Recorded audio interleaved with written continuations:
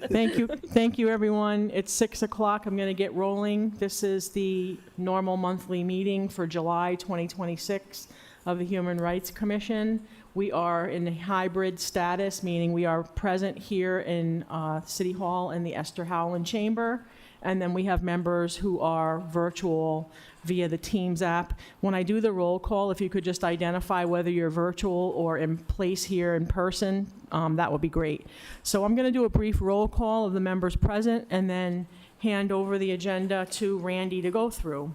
This meeting is being recorded in accordance with the open meeting law. If anyone has an issue with that, they should not speak or get off the meeting because we're not going to change what we do for that. We're required to do so, and it's not really a negotiable item. So, having said that, Vice Chair Randy Feldman. Here in person. Clerk Carrie Witherell. Here remotely. Member Bernard Reese. Here remotely. Member Anahit Marudian. Here remotely. Member Reverend Jonathan Slavinskis. Here remotely. Thank you all. So we do have a quorum of the members remaining on the commission. I'm going to yield back to Randy to go through the agenda. Thank you. Okay, first off, everybody, thank you for being here. There's extra pressure on all of us, so thank you for everybody making the time to be able to have this meeting. If there are people that want to speak, we do allow time for speaking, up to 2 minutes, and the total should not exceed 30 minutes. So let us know if there's anybody who would like to speak, and we can have you speak to a specific thing, or we can do it at one time. We'll decide once you make yourself known. We would like to first do the reading of the HRC traditional opening mission and associated terms. Would anybody on the commission like to do either one of those two readings?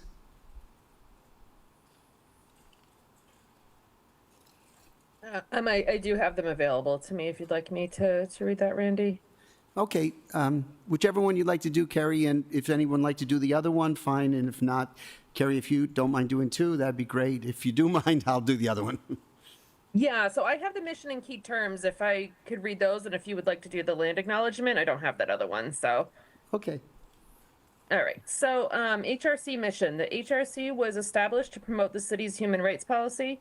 It is the policy of the city to assure that every individual shall have equal access to and benefit from all public services, to protect every individual in the enjoyment and exercise of civil rights, and to encourage and bring about mutual understanding and respect among all individuals of the city.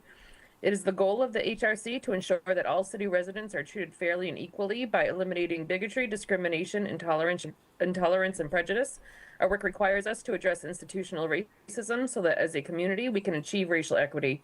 Our work also requires us to make visible the unheard, unearned, and unquestioned privilege enjoyed by some members of our community to the detriment of others.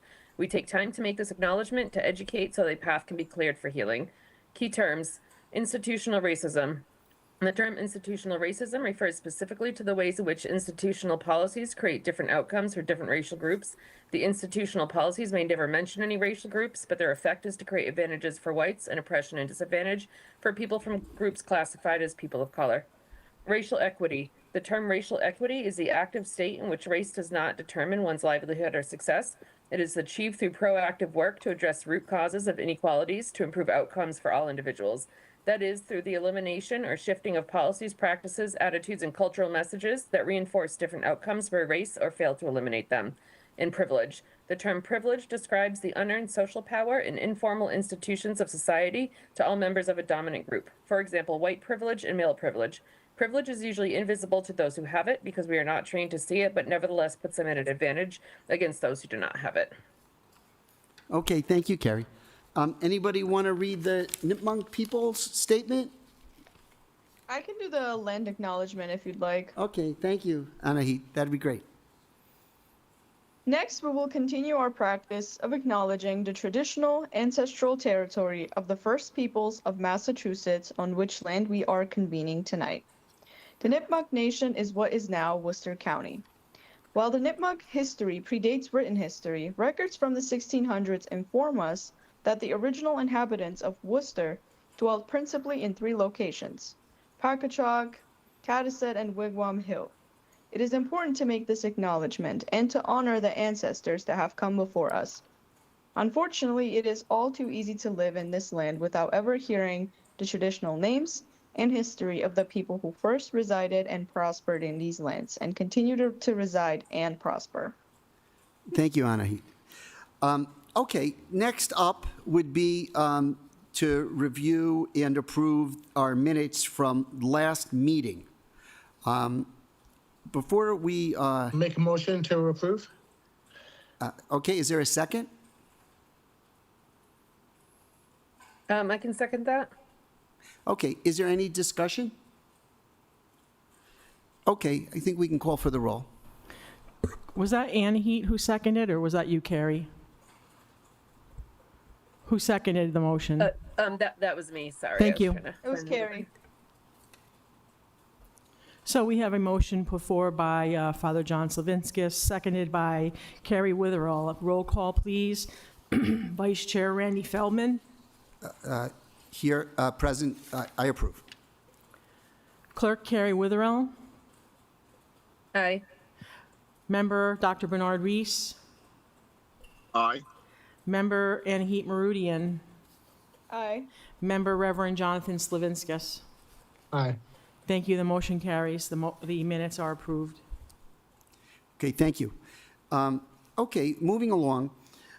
As we all know, two of our commissioners have resigned and are not with us any longer.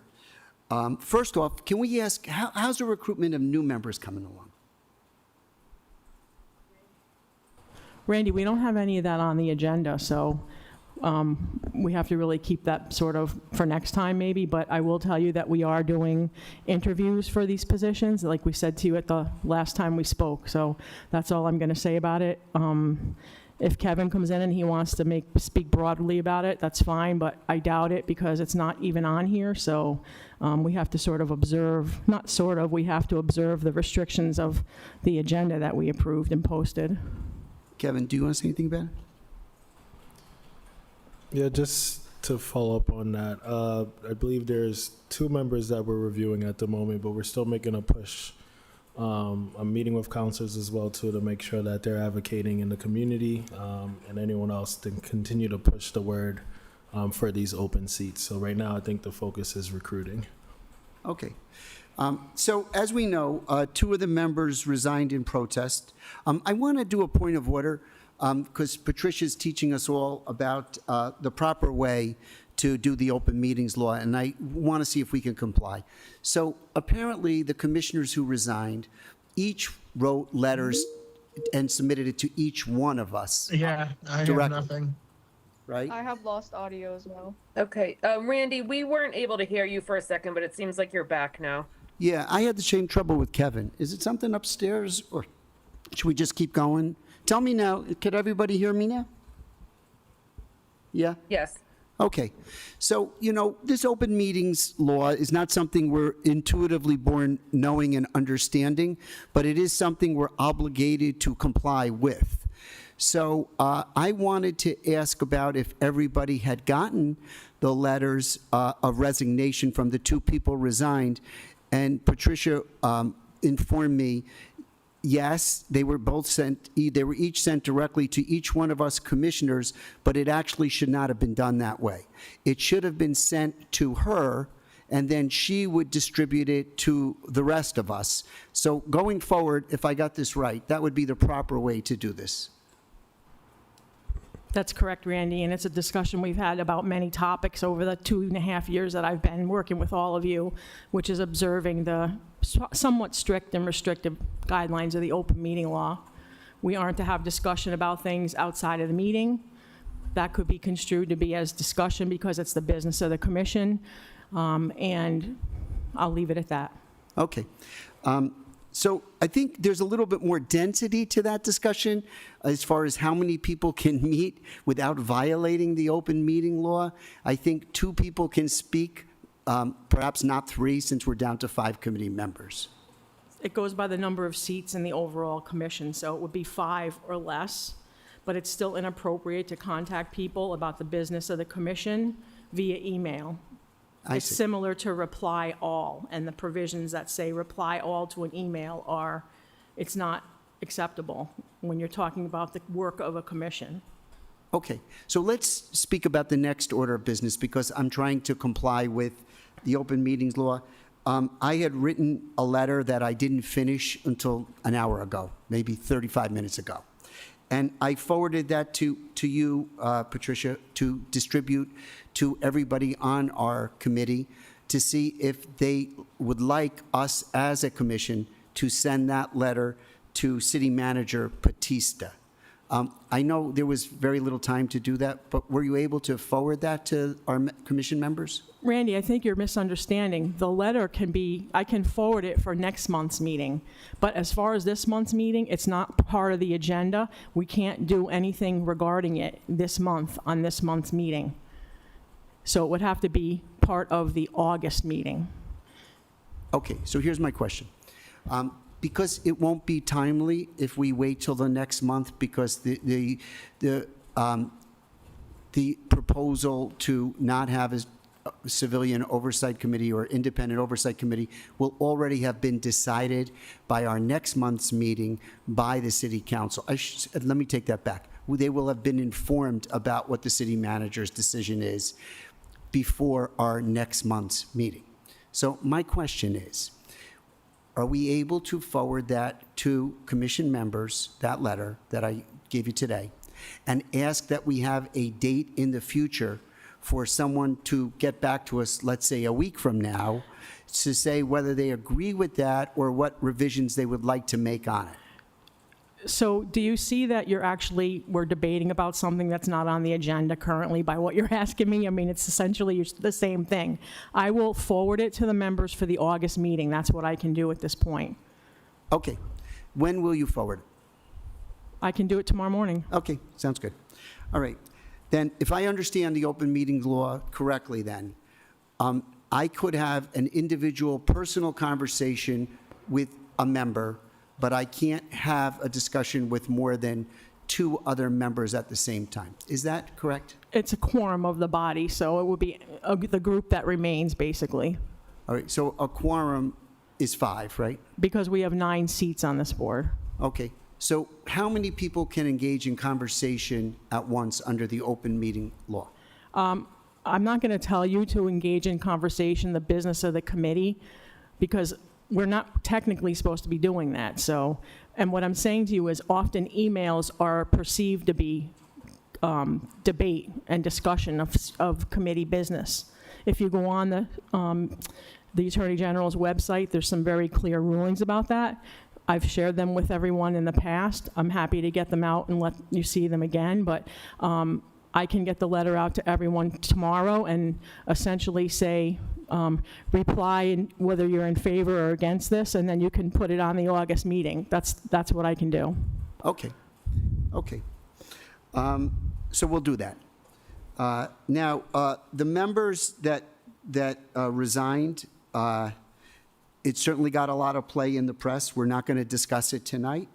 But if people haven't been aware of it, there's every media outlet in the city has covered it. You might want to look at it yourself. Okay, let's get to the matter at hand.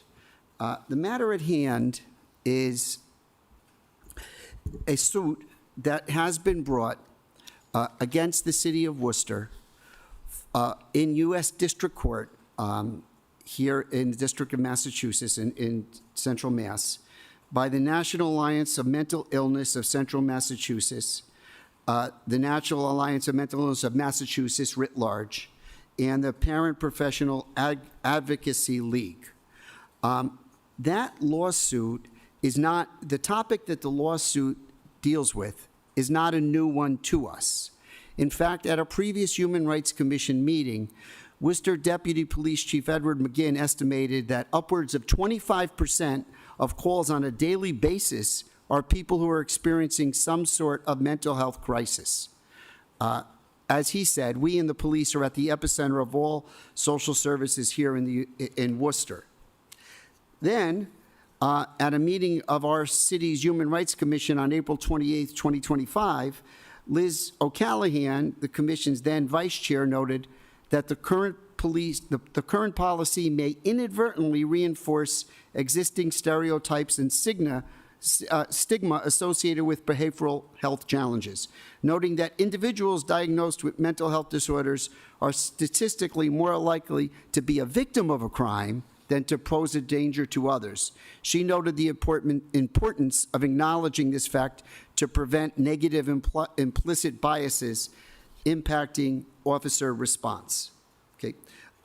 We made some suggestions, and there is a history that the complaint against the cities of Worcester's police response to mental illness calls, behavioral illness calls, goes into. So the complaint says that when Worcester residents suffer physical health emergencies such as a heart attack, calling 911 brings qualified health responders, including EMT technicians and paramedics. Healthcare professionals respond promptly and are qualified for the medical emergency. They assess the situation, de-escalate, stabilize the condition, and provide critical medical interventions, and whether that be to children, youth, or adults, to the appropriate health program. They say in the lawsuit that in contrast, when Worcester residents experience a mental health emergency, such as suicidal ideation or post-traumatic stress episodes, the city's default response to a 911 call is to send armed officers who are not qualified to perform the core functions of an emergency mental health response. They say that the training of police is to maintain public order, ensure public safety, and promote compliance from the public, and those skills are antithetical to resolving most mental health emergencies. In addition, they said armed police, by their presence alone, can escalate individuals into or further their mental health crisis. It quotes the International Association of Chiefs. It says the mere presence of law enforcement or a vehicle or an officer in uniform or somebody carrying a weapon, an officer carrying a weapon, has the potential to escalate the situation when the person is in crisis. Accordingly, police responses to those emergencies frequently produce unintended harmful results, including physical injury or trauma, and as a result, many individuals with mental illness and their families avoid seeking 911 assistance. Most physical and mental health emergencies reported to the city's 911 program are nonviolent, the lawsuit says, non-criminal, and do not require an armed police officer. Nevertheless, an armed police officer will respond first, and perhaps later on, a mental health professional will follow up or arrive on the scene after the police officer. It claims that the city's 911 program specifically categorizes all mental health emergency calls as requiring a police response, even those involving children and youth. And the 911 program's default is to dispatch armed officers instead of qualified health responders. It goes on to say that police officers are not qualified mental health providers. They lack the training and qualifications to provide appropriate de-escalation assessment and intervention with children, youth, and adults, and that sending armed officers to respond to mental health disabilities during a mental health emergency can, and often does, result in involuntary confinement, use of force, and arrest. The police department's emergency health procedures expressly limit officers' responses to persons with mental health disabilities to arrest, involuntary commitment, and transport to an appropriate health care facility. The lawsuit further says people with mental health disabilities who interact with the police are more often unnecessarily subject to involuntary emergency detention and held for evaluation at a hospital, in part because the police don't have the expertise to properly diagnose and ensure that the proper mental health treatment is provided. a law enforcement response to a mental health crisis can result in the use of broad spectrum of force on people with mental disabilities, from unnecessary physical restraint to injury and tragic circumstances, including loss of life. Now, the city has acknowledged the value of and need for mental health providers to respond to 911 calls in mental health emergencies. If we all remember, in 2003, the city told us about a mental health crisis response team that it began with community behavioral health center, where supervised by mental health clinicians were involved in the program, and they were intended to go with or after police officers. However, the pilot mental health crisis team responded to very few calls and has been terminated. And the city itself has, from what I understand, hired two social workers who do mental health, behavioral health responses. But what this lawsuit says is that they're not sent out first or with the police officers, but that they are sent out after the fact, which it finds wrong. So basically what it's asking for is, in contrast with the city's policies and practices for emergency physical health calls for the 911 number, the default responders for people with disabilities are experiencing mental health emergencies and armed officers are sent, while EMTs and paramedics are primarily trained in emergency health response and are sent either before or with police officers when it's a matter of physical health. And then they talked about the training being inadequate. They themselves give the training to the police, and they go on to talk about the number of hours online and that the training is voluntary, not obligatory, other than a short period of time while first being trained to be a police officer, and it finds that that is inadequate. And it says that even the two behavioral health clinicians that the city has are there because of a grant-funded crisis intervention team, so there's no guarantee that those folks will stay doing what they're doing in the future. So before we get to a little bit more, does anybody have any opinions, or would anybody like to ask any questions about the lawsuit or give their own take on what's going on? Just a quick question. When was that report completed for that, all that information that was given in regards to the training of the police? Well, the lawsuit was filed recently, right? So since they put it in legal form, as in the form of a complaint, I think that that's pretty current information. It said there's just one course listed during the 20 weeks of mandatory training dealing with mental health emergencies entitled Response to Individuals in Crisis. And while Massachusetts police officers are required to complete 40 hours online of additional training per year, there was no requirement that this include mental health training, except for one course related to police officers' own mental health. So, that was just with this lawsuit filed in March of 2026. It also says the training is voluntary for both new recruits and established officers, and fewer than 100 police officers, which is less than 25% of the Worcester Police Force, have participated in this training. Is that something we should confirm with the Worcester Police, just to make sure all those, that's accurate? One more time, Father Jonathan? Is that something we should confirm with the Worcester Police Training Division to make sure that's accurate information? Yeah, when the Worcester Police come, I don't know when that might be, sooner rather than later, I imagine. That's certainly something that we can ask them about. And I know that when this first came up, Chief Saucier was a little disappointed that nobody seemed to know that there were two licensed social workers on the police force. And then I personal anecdotal, I spoke to a police officer who wasn't dressed in full uniform. He was dressed more in a polo shirt and a cap, had a gun. And I said to police officers, is this a problem, how to respond to mental and behavioral health? And he goes, what really happens is this. We want to send someone that looks like me, not someone in full regalia. But what happens is sometimes I am not the first person that gets there, depending where in the city I am. And sometimes the closest person is dressed in a very traditional police uniform. And so that may be intimidating, but it certainly would be more comforting perhaps to the person if I was the first on the scene myself.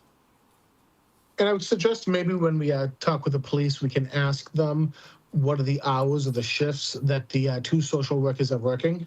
You know, that are they on night, are they on day, are they splitting it up, how that all pans out. And maybe also we can see if there's any the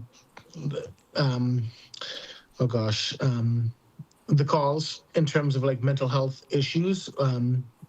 You know, to see when are they coming in, you know, is it more evening, is it during the day, all that type of stuff there. Okay, yeah, that's certainly something we can ask them. You know, we're supposed to, in advance, give the police department the questions. We thought that we were going to do this in August, if I remember right. We didn't really get our stuff together appropriately to give it to them in enough time to be able. Actually, we discussed this at one of our leadership meetings, and we decided that what you were looking for was an update based on the data that was presented last year. So if there are other questions that you have, other than what we have already told them, you would need to get them to me and Kevin very quickly so that we can hand them off to the police. Okay, I thought it was already, you're right from your initial statement, but then I came up with a few, but then I thought it was too late. But since they're not coming in August, I guess if we do it sooner. The plan is for them to be here in August. It is? It always has been. Okay, it still is? Yes. Okay, fine. All right, so if I can get them to you quickly, I'd be happy to do that, probably tomorrow. If anybody else has questions, Father Savinskas, if you have any questions related to that and you could forward them, if we do that sooner rather than later, we'll give them a, opportunity to research and present more adequately in August. Okay.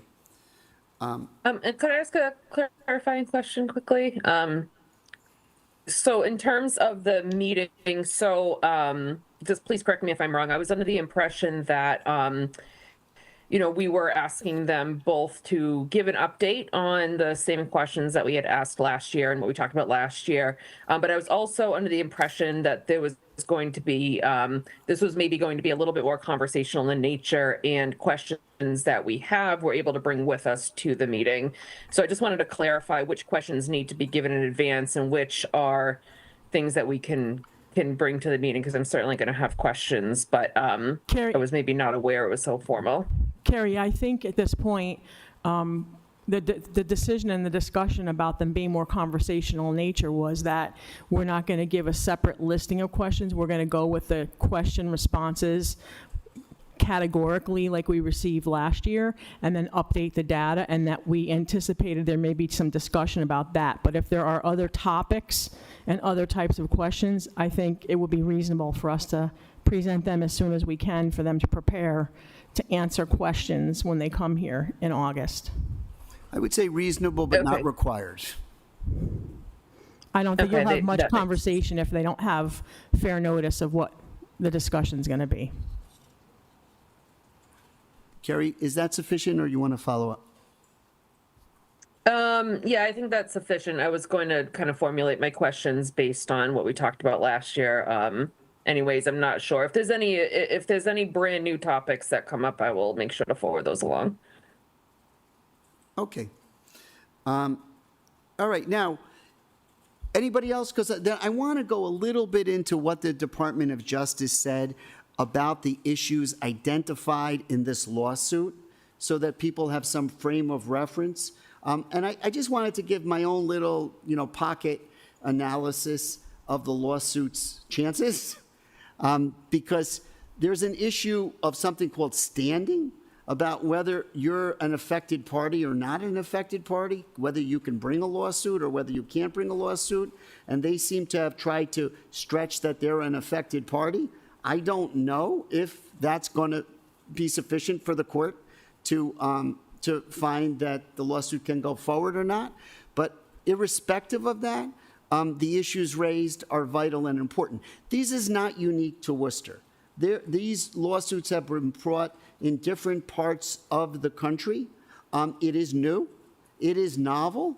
We are one of the early localities that the lawsuit is brought, where it says it's a violation of the ADA, the ADA Act, in that the responses to physical infirmities and mental behavioral infirmities is different, and that they should be treated similarly. And that's a novel way of extending the law. And it's been tried in a few localities. And I was not that surprised that Worcester was chosen as one of the localities because of the Worcester Police Department's, because of the U.S. Department of Justice report. So I just wanted to bring up a few things that lawsuit is seeming to try to address that's been going on in the police department. The Department of Justice report says Worcester police officers use unreasonable force that escalates minor incidents, including during behavioral health calls for service. Behavioral health calls for service. That's what the lawsuit's about.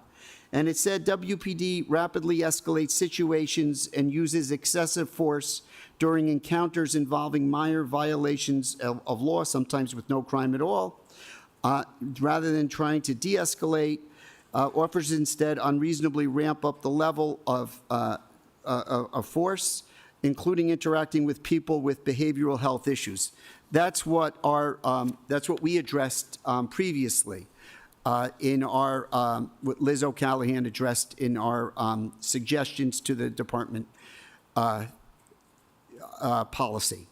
It says WPD, this Department of Justice report said WPD officers' failure to handle minor incidents for behavioral health calls, officers can often de-escalate and contain a situation with tactics like giving a person extra space and time, speaking slowly and calmly, and using active listening. However, in many of the incidents reviewed, WPD officers instead rapidly resorted to force.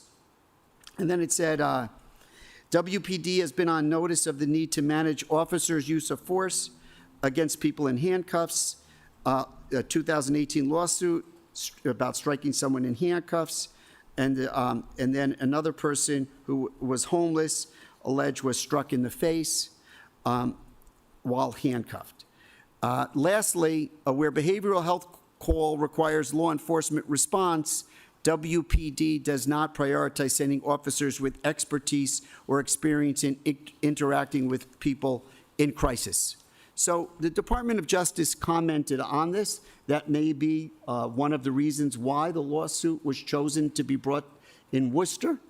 But there's no way to know for sure, but it hasn't been resolved yet, and the lawsuit is now pending. Any comments? Just a question. Is this data taken from body cameras, solely body cameras, or just the words of other individuals who've allegedly experienced these things that have occurred? One of them for sure said that a person alleged. That's for sure. One of the other incidents that was noted was having to do with a legal settlement of a lawsuit in 2018. So then, like, a follow-up question I would have too, though, is like, how is an everyday resident supposed to know that lives in Worcester that someone is facing a mental health crisis versus a desire to commit an unjust act against somebody? So when they call the police, if I call the police, for instance, how am I supposed to know this person is suffering from mental health and to relay that information to the police? You know, and I can only say this based upon an incident I had once. I looked out the window one day at the church, and there was a man laying in front of the statue on the bench we had. Kids walking by, and he started violently yelling and swearing at them. I went over there and violently yelling and swearing, and ready to engage, and it felt like, so I had an obligation to protect my community by calling the police. And so they're going to send everyone up when I say this man is yelling violently towards these young children. And he seems to be, I don't know if he's on something, if it's a mental health issue, I don't know what it was. But he thought at that moment there, he was possessed by Satan, and he was becoming very agitated and could go to violence. And so I say this because my first response is to call the police to protect the community. And so they're going to show up with the lights on. They're going to show up with the uniforms on. They're going to show up with badges and guns on their waist there to protect the everyday people of the community. And we have to take that in consideration at time, because not everyone knows if it is a mental health issue there. And thankfully, they were able to de-escalate a situation. They were able to get him in the back of an ambulance and to assist him in the way he needed to be assisted, And those were people in the uniforms, with the badges, with the guns, with the lights, And so I think we have to take that in consideration, that there were those incidences as well, and not just all these other things we hear about. And Randy, correct me if I'm wrong, because I do think that you have had the chance to read through the actual document a little more thoroughly than I have. But is this report is specifically for people who are calling for the purpose of a mental health concern, right? Because I think many, I think many instances you may call for one thing, as you're saying, Father Slavinskis, and it ends up being a potential mental health concern. But I believe this report is geared specifically towards people calling for the purpose of mental health. Is that correct? Yeah, so, of course, Father Slavinskis' point is well taken. It's also well taken, I think, that some people can very articulately say what the problem is. And there are some instances where the problem expressed is not nearly so grave as someone who looks like they might harm others, but someone who might be harming themselves, or more minor than on the cusp of a physical act of violence against somebody. And I guess what the lawsuit is saying is that we have to do a better job on a 911 call to try to either figure that all out or get somebody over there either with the police, probably, maybe in a minor event instead of the police, who can help figure out, does the person have to go into an ambulance? Do they have to be taken to an emergency room in a gurney? Do they have to be, held against their will for 48 hours when some evaluation's going to go on? Or is it somebody who can have somebody work with them besides the loved one or the person around them who can assist in de-escalating and finding a different solution than emergency room, gurney, cell, losing your liberty?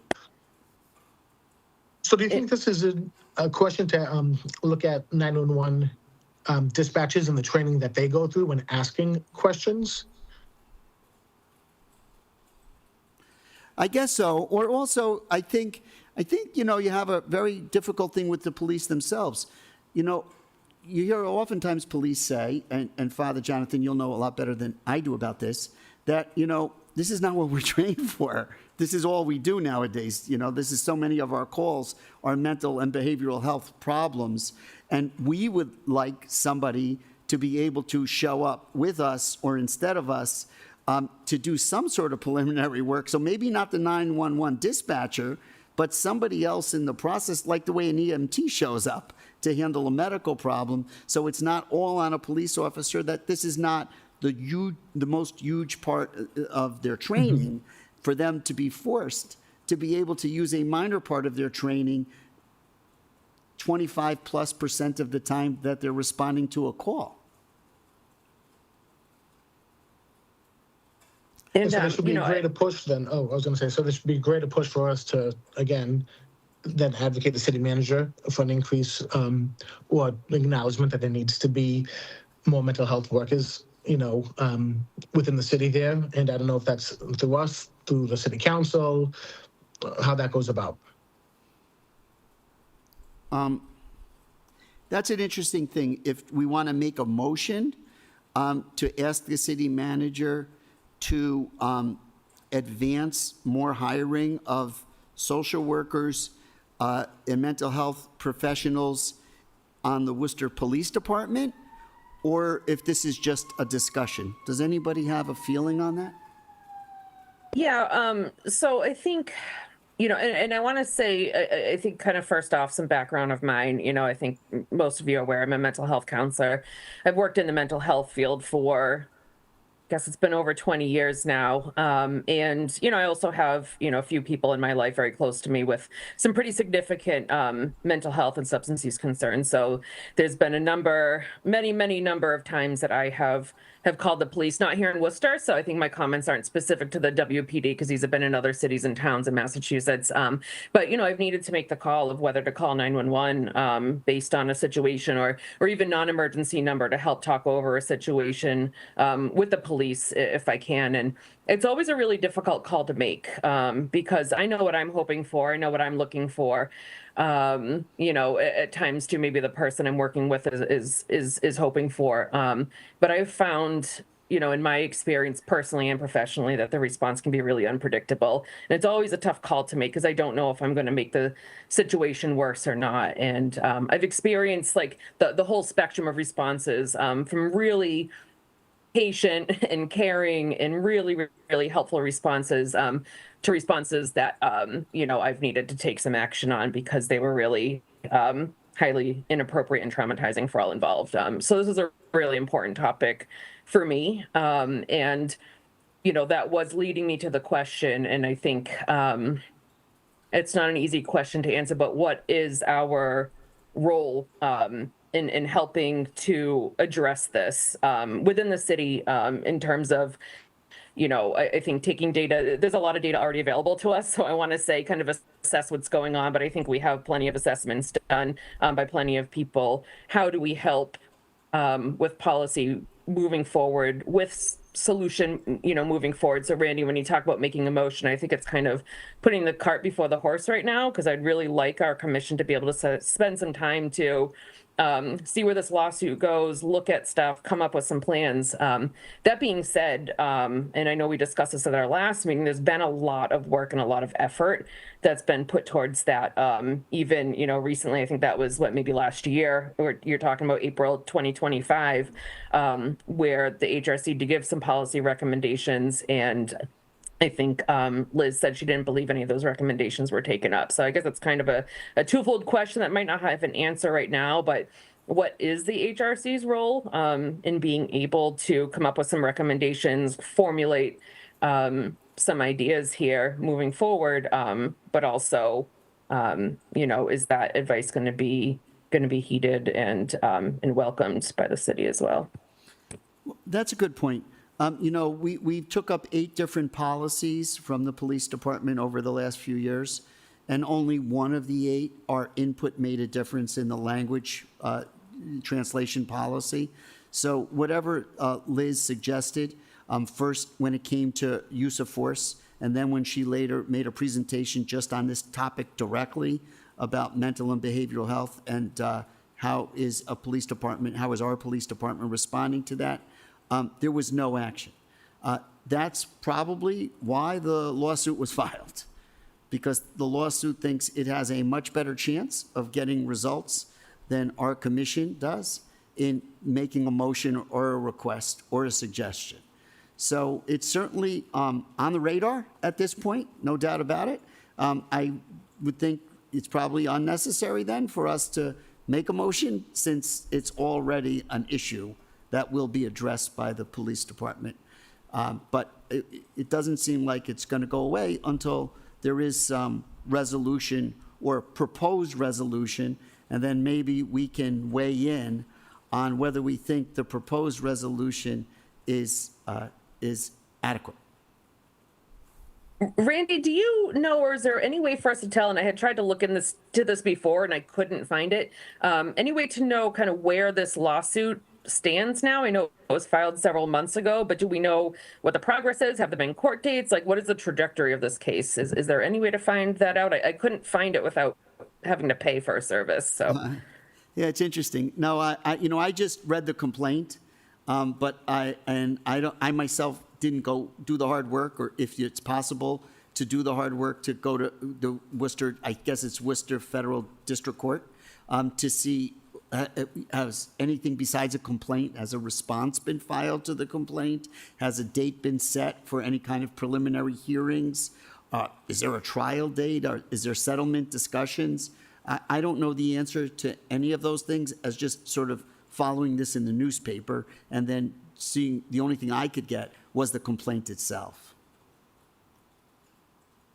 I did get something, it was interesting to show what how much it is on the radar.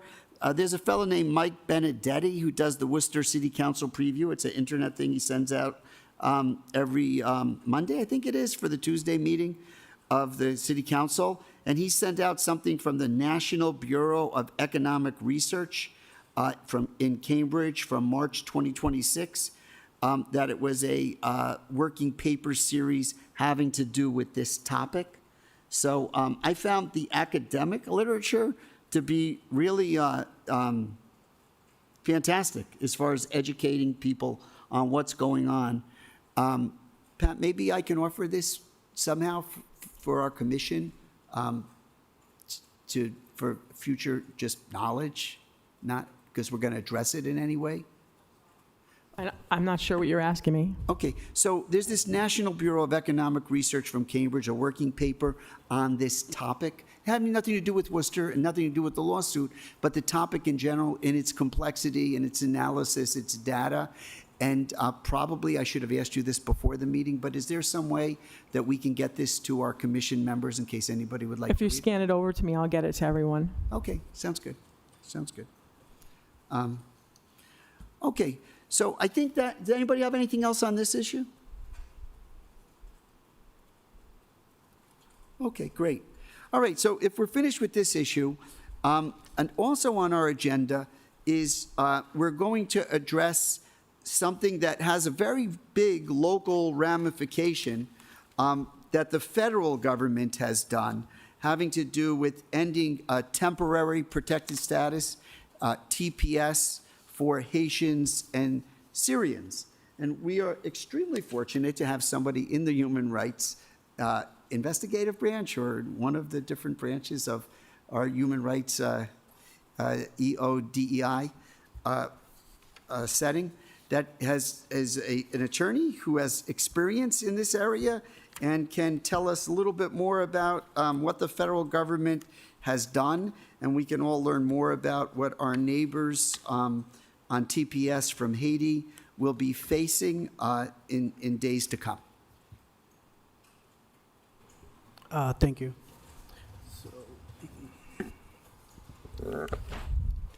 Everyone, this is Justo Soto. He is the newest member of our team at EODEI. He is a human rights specialist. He has prior experience working in the immigration, particularly asylum, refugee, child protective, helping people whose kids have been separated from them, et cetera. He is not an American or Massachusetts attorney yet. He's going to sit for that soon, but he was an attorney in Venezuela, which is his home country, and I welcome him here to give a brief presentation that he put together. Thank you, Justo. Thank you.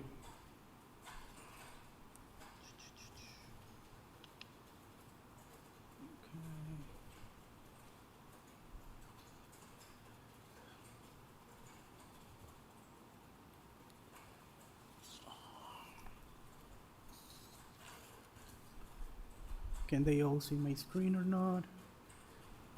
Give me a sec.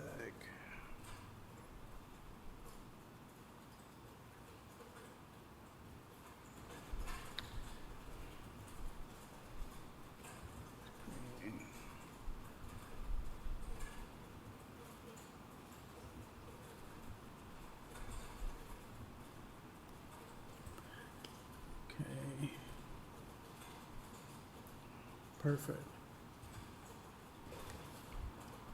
It's screen shared now. Can you all see these? Yes, everyone can see that on their screens at home, correct? Yes, perfect. So, thank you so much I will be just presenting today. This is just informative information about the changes resulting from the U.S.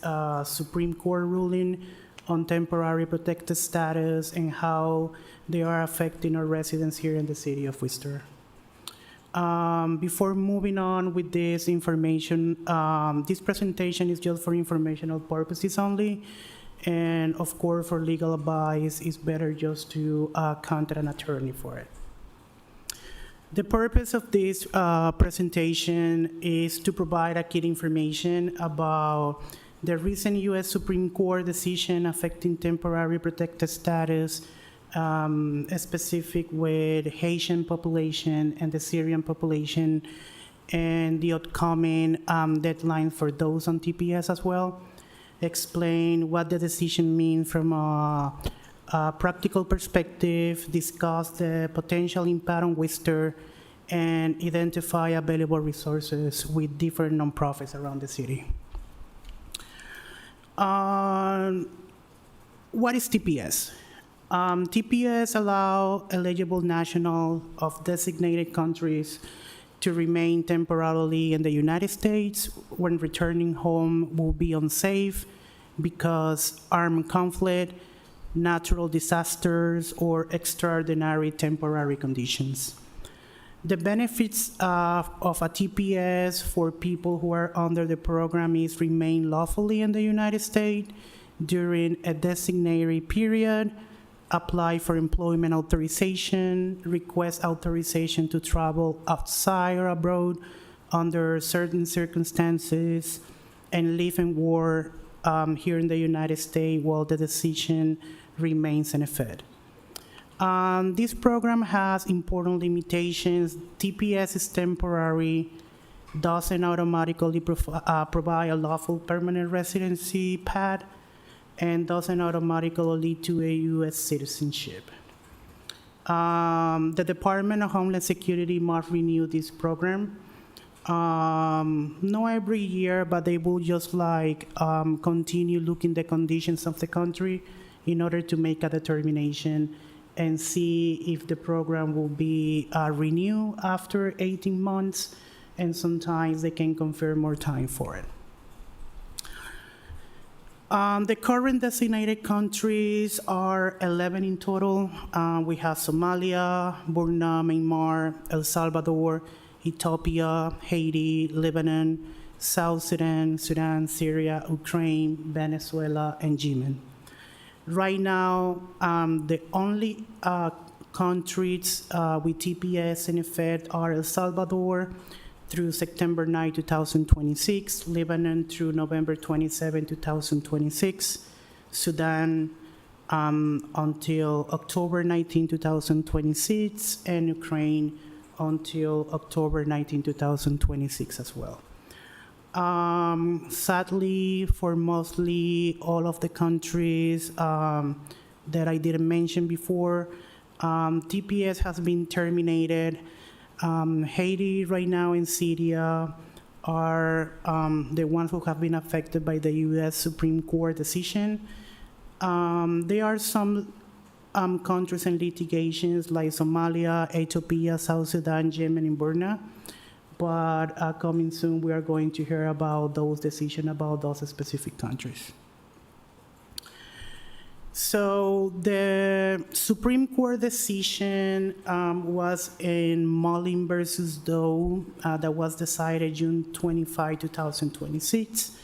So the court considered whether federal courts might block the Secretary of Homeland Security decisions to terminate a country TPS designation despite the Immigration and Nationality Act limiting judicial review of those decisions. So the Supreme Court concluded that the government could implement Haiti's TPS termination while the remaining legal challenges continue in lower court.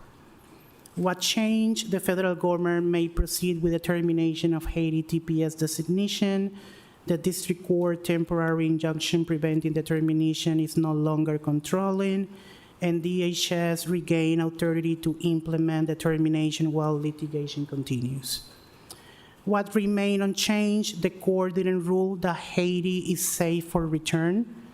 The court didn't grant permanent immigration status to TPS beneficiaries, and the decision doesn't automatically make every TPS holder removable. Individual immigration cases continue to be evaluated under existing immigration laws.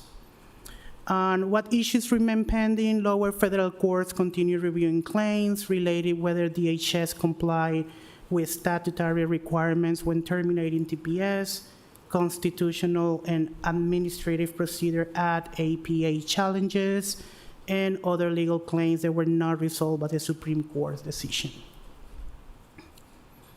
Now, I'm just going to speak about the City of Worcester Initiative on Temporary Protected Status for their residents. So they were held 2 meetings, one on July 7, 2026, here in the mayor's office, and also one on July 20, 2026. The first one, it was a conversation with Mayor Petty and Congressman McGovern about the impact of the TPS on Haiti and Syria and the residents here in Worcester. And the second one was a meeting more focused on providing different legal resources to with different nonprofits around the city to those in need.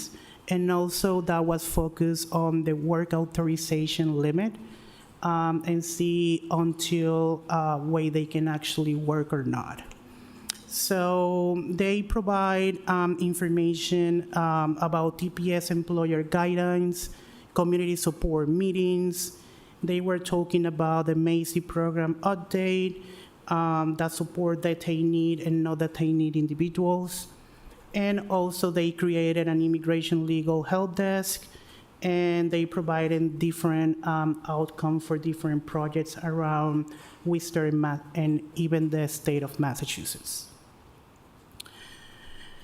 During the July 20 presentation, they spoke about the mega master hearings. They practically, DHS is an immigration court. They are bringing a lot of, those with notice to appear, and the judge is making determinations in just one hearing for different people over there. They advance, and the detentions order has been increased, and these individuals has been showing up, and actually they have scared sometimes just to showing up to these master hearings because they are making determinations with a lot of people on it. Actually, it was discussed that nearly 50,100 nationwide notice to appear has been issued in extension, meaning that people, because they are afraid to show up on the immigration court, the court released a removal order because they were not present in their court.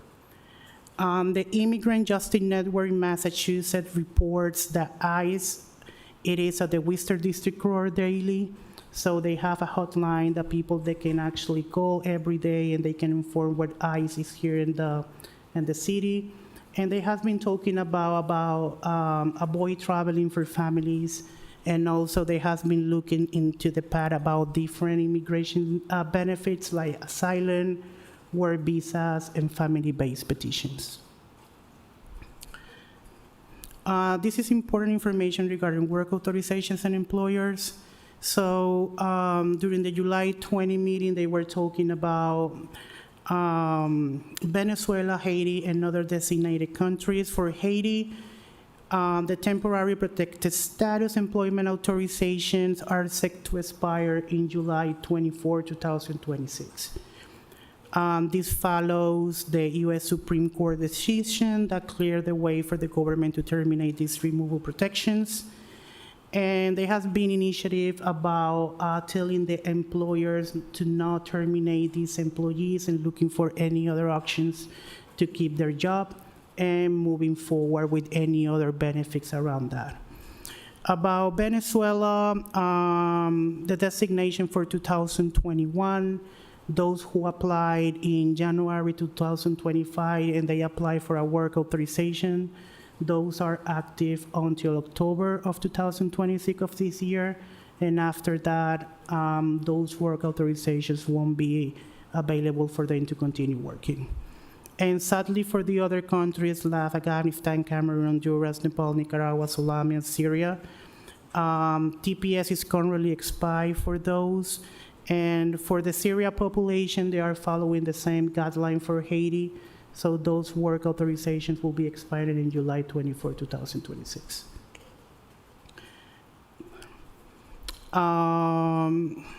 That was mostly everything. The information that we have been attending in different meetings here with the city. So if you have any questions, those are our contacts, and we are here if you need any assistance with that. Thank you so much. Thank you. Thank you. All right, questions, anybody? I have a couple comments, but let's open it to questions first.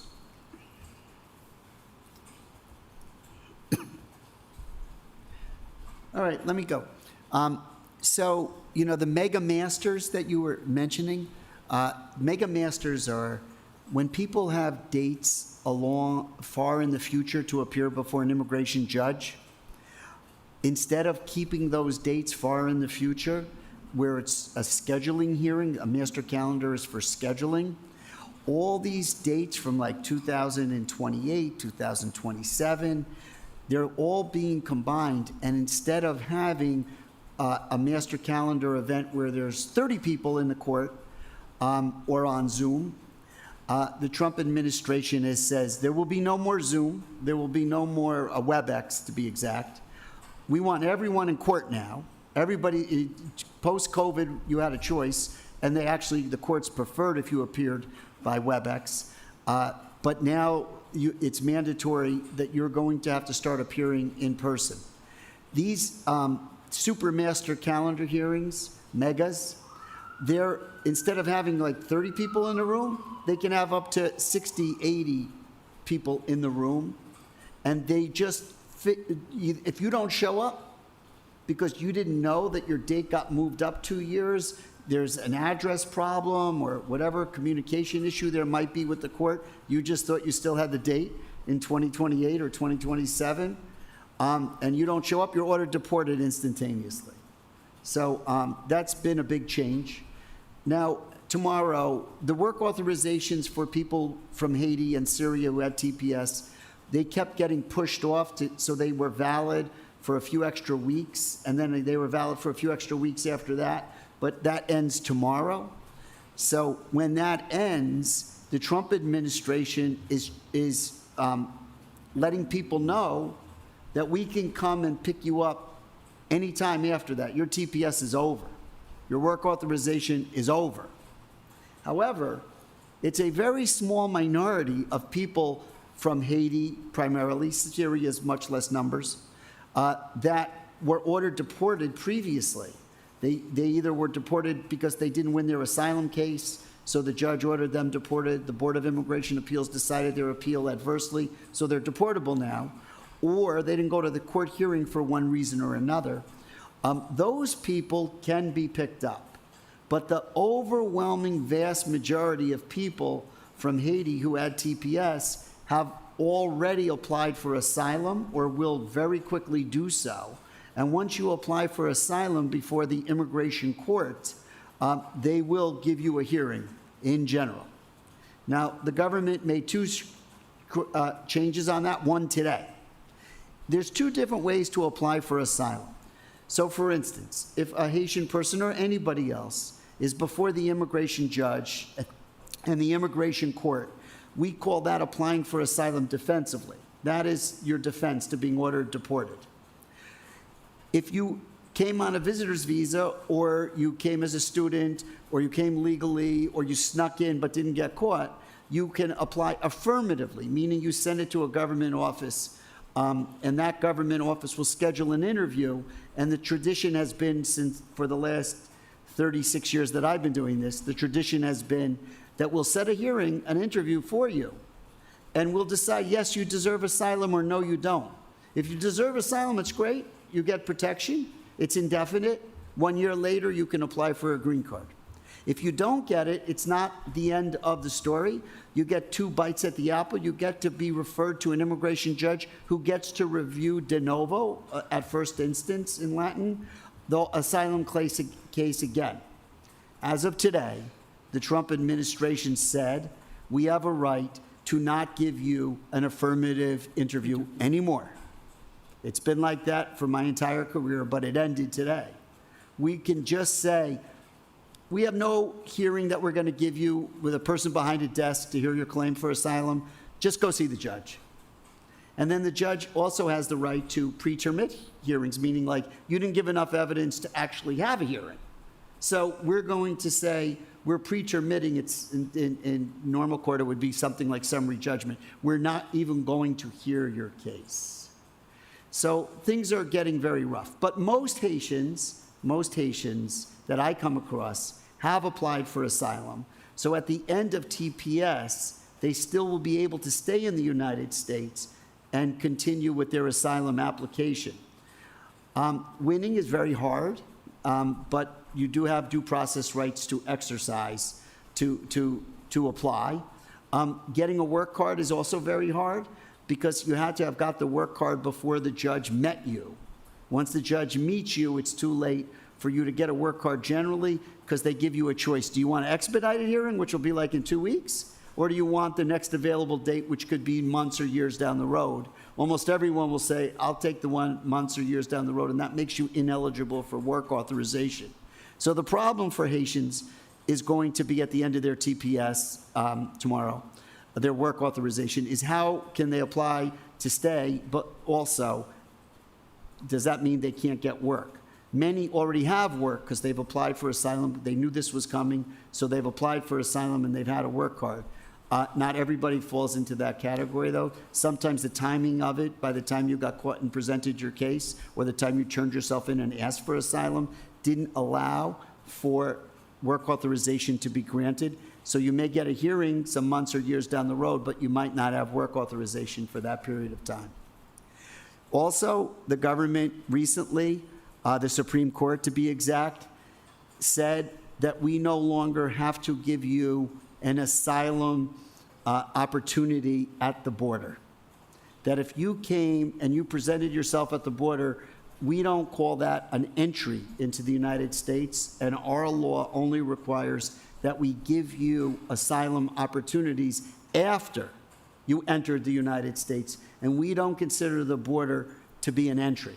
So because of that, the Supreme Court said 3 weeks ago, we will no longer be entertaining your asylum case if you came over the border. Lastly, there was something we spoke about some time ago, and it was that the previous law was that if you came to the United States over the border, and used to be that within 48 hours and 100 miles of the border, they could put you in expedited removal and remove you without sending you to an immigration judge to exercise your due process rights. But the Trump administration said, no, it's 2 years. And we don't care where you are in the United States if you came over that border without a visa. A federal judge blocked the Trump administration, and just 3 weeks ago, the circuit court overseeing that district court judge said the Trump administration can go forward on its expedited removals if you came within the last 2 years. It's been so long that this has been in court that most people have no longer come within 2 years, because the last 5 months of the Biden administration, it was very difficult to come, and this whole entire time in the Trump administration, it's been very difficult to come over the border. So most people have been here more than 2 years, so the effect of the circuit court judgment saying that the Trump administration has the right to do this within 2 years of you coming to the U.S. may not have the broadest application. We also are trying to get Legal Services of Central Massachusetts, who's a wonderful organization and does many things. Legal Aid is how most people know it. Does many, many wonderful things on landlord-tenant, discrimination, divorces, if people don't have money, immigration. They have a very big immigration clinic. So we're in the process of seeing if we can get someone in the early fall to come from legal aid to tell us a little bit about what they do in these fields, in these areas, so we all can be better informed, to inform people who we're in contact with about what services legal aid can provide and under what circumstances. Anyway, thank you for the presentation. That was fascinating, just fascinating. Okay. Does anybody else have anything that they'd like to talk about concerning the immigration presentation so eloquently given to us?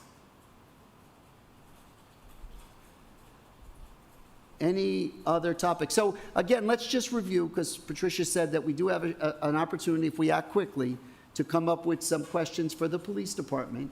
If anybody would like to offer and email those questions to Patricia.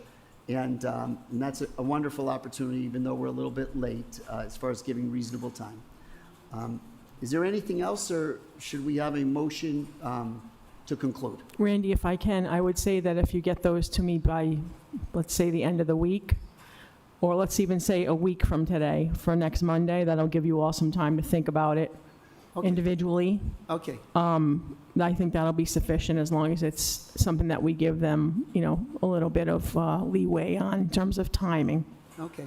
Very nice, thank you. Thank you. And again, Patricia will send out the letter that I drafted about the lack of a civilian oversight board, and we will address that at a later date. Okay. Is there anybody that has a motion to adjourn? Motion to adjourn? Is there a second? All right, I'll I can second. second that. Second it? Okay, very good. That was you, Carrie? It was Karen. Yes, yes, Thank you. Carrie. So we have a motion to adjourn made by Father John Slavinskis, seconded by Carrie Witherall. I'll take a roll call vote of the members present, please. Vice Chair Randy Feldman. Yes? Excuse me, Clerk Carrie Witherall. Yes. Member Dr. Bernard Reese. Yes. Member Anahit Marudian. Yes. Member Reverend Jonathan Slavinskis. Yes. Very good. Thank you, everyone. We are adjourned at 7:12 p.m. Keep cool. Thank you all. Thank you, everybody.